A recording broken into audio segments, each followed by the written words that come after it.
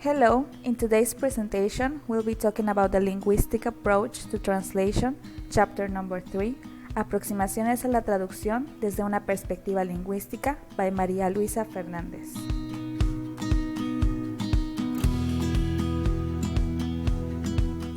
We'll be addressing two different aspects. The first one is grammatical paradigm and the second one is text analysis.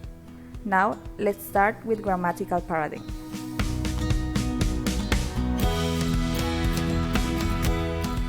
In this aspect, we have four different things to talk about. The first one is traditional paradigm, structural paradigm, generative paradigm, and pragmatic paradigm.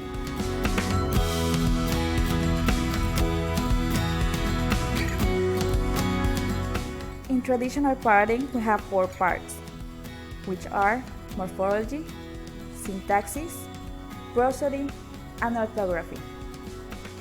In the structural paradigm, we have two parts.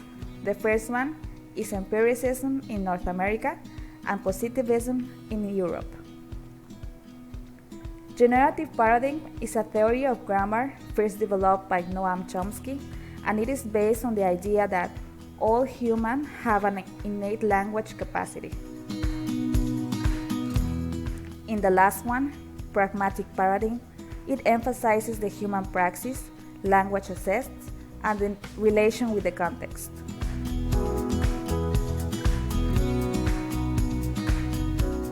Now let's talk about text analysis.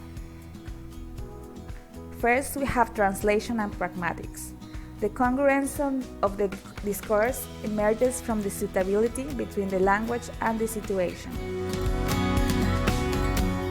Translation and semantics is the study of meaning that is used to understand human expression through language.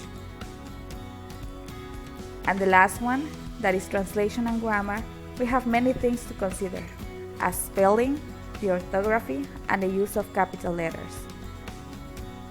Well, that's all for this presentation. Thanks for watching.